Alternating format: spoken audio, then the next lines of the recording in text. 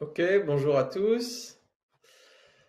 Super, très content d'être ici. Et comme Fabrice l'a annoncé, moi je vais essayer vraiment de faire 3 points essentiellement. Le premier point, il est assez difficile à entendre, mais c'est qu'on ne pourra pas verdir la croissance du PIB. Premier point. Quand on amène un deuxième, si on ne peut pas produire plus et verdir, eh ben, on n'a pas le choix, il va falloir produire moins. Qu'est-ce que ça veut dire? Ça, c'est le deuxième point. Et le troisième et dernier point, cette décroissance de la production, donc le produire moins, si organisé intelligemment, pourrait constituer un progrès social. Donc c'est ce que je vais essayer de démontrer.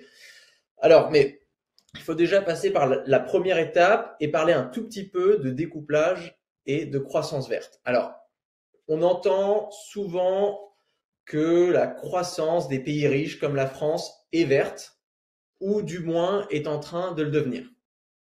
C'est faux. Enfin, pour être précis, c'est faux à 98%.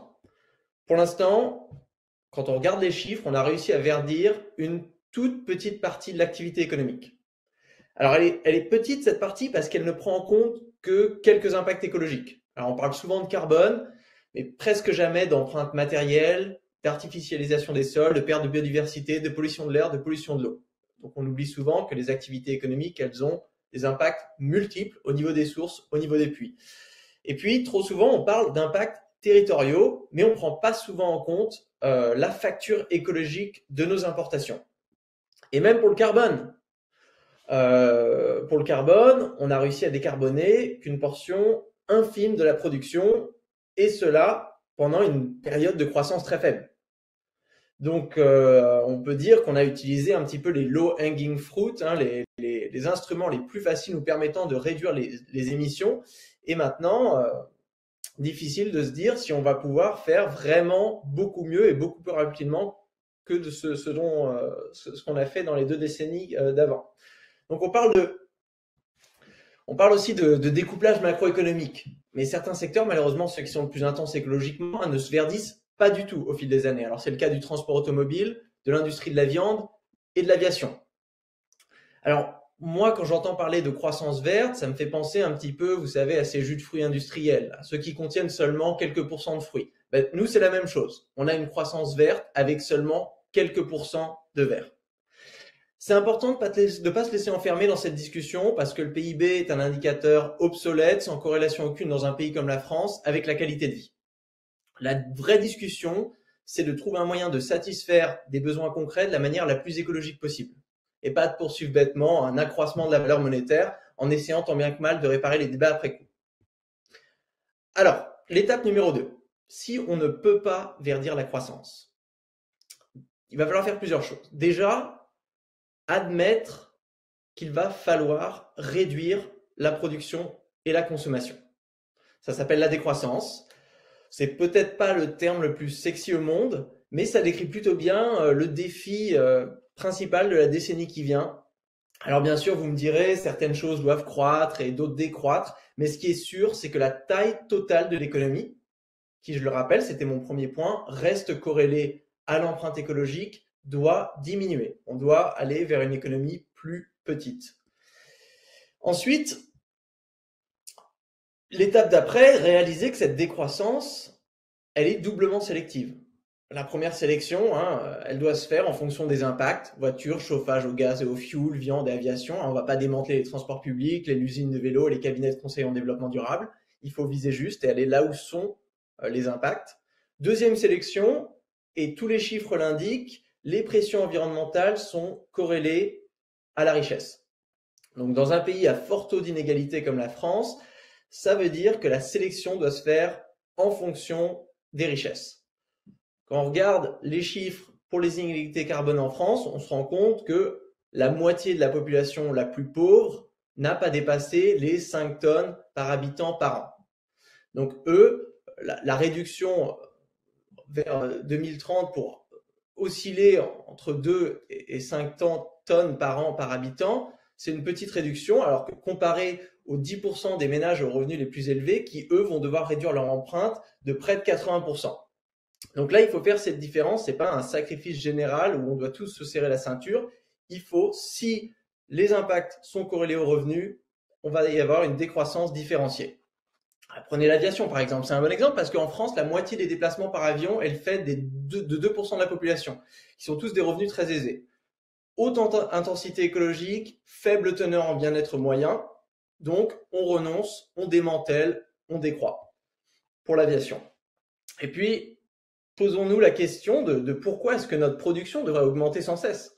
Pourquoi faisons-nous des politiques de croissance?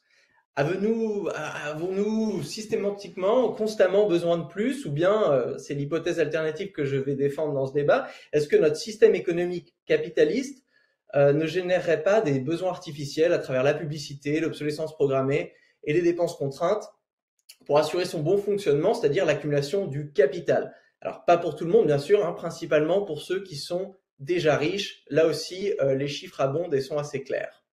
Donc, la proposition ici, c'est d'arrêter cette machine accumulative, d'organiser ce grand régime macroéconomique de la décroissance et de construire une économie qui puisse être stationnaire, une économie post-croissance, qui arrive à satisfaire les besoins de sa population sans tomber dans des pathologies accumulatives socialement insupportables et écologiquement insoutenables. Ok, on passe au troisième point. Donc, cette décroissance, elle est nécessaire. Est-ce que c'est grave? Est-ce que ça va créer du chômage? Alors, pas forcément, pas si on réduit le temps de travail pour partager les emplois disponibles, et pas si on instaure une garantie de l'emploi façon territoire zéro chômeur de longue durée pour créer des emplois verts sans attendre que les entreprises et les marchés le fassent. Est-ce que ça va créer des inégalités? Non, au contraire, une décroissance sélective, j'en ai parlé, des activités les plus offensives va dans le sens d'une réduction des inégalités. C'est simple, les plus riches jouissent des bénéfices financiers de la croissance aujourd'hui et les plus pauvres se retrouvent à éponger ces coûts sociaux et écologiques. Donc, des instruments redistributifs comme une taxe sur la richesse, moi je considère ça comme un outil de transition écologique. Est-ce que ça va créer de la pauvreté? Alors non plus. La France, quand on le calcule avec la méthode des budgets de référence, a un surplus national de 40% comparé à ce qu'elle aurait besoin pour satisfaire les besoins de sa population. Donc, on se rend bien compte que la pauvreté n'est pas un problème de production, mais de distribution. Donc, ça ne sert à rien d'attendre que la croissance vienne résoudre ce problème. Est-ce que ça va ralentir l'innovation? Alors, ralentir l'innovation capitaliste, oui. Donc, il y aura moins de publicité, moins de nouveaux instruments financiers spéculatifs et d'algorithmes de trading à haute vitesse, moins de nouveaux SUV, moins de manières de récolter des données personnelles sur le web. Mais tous ces gens qui aujourd'hui travaillent sur ces innovations qu'on pourrait qualifier d'indésirables pourront alors s'orienter vers des éco-innovations, des innovations sociales. Donc, parce qu'elle est sélective, la décroissance n'est pas une mise en pause de l'économie, c'est plutôt une redirection écologique dont une partie est une redirection de nos énergies innovatrices vers des nouveaux défis. Est-ce que ça va créer des conflits internationaux? Alors, normalement, moins qu'actuellement. Le problème, c'est qu'en cherchant la croissance à tout prix, les pays du Nord se livrent à une guerre de la productivité, à une course aux ressources rares, ce qui intensifie les tensions internationales avec les effets qu'on connaît dans les pays du Sud. Donc, réduire le besoin national en ressources et réduire l'exportation de pollution à l'étranger ne peut que calmer une géopolitique de plus en plus tendue. Alors, j'enchaîne avec l'impact sur les pays du Sud. Justement, alors, une décroissance des pays du Nord est nécessaire pour permettre le développement des pays qui ont besoin de ressources naturelles pour satisfaire des besoins restés jusqu'à aujourd'hui insatisfaits. Et il reste 300 milliards de tonnes de CO2 dans notre budget carbone global, soit 6 ans d'émissions actuelles.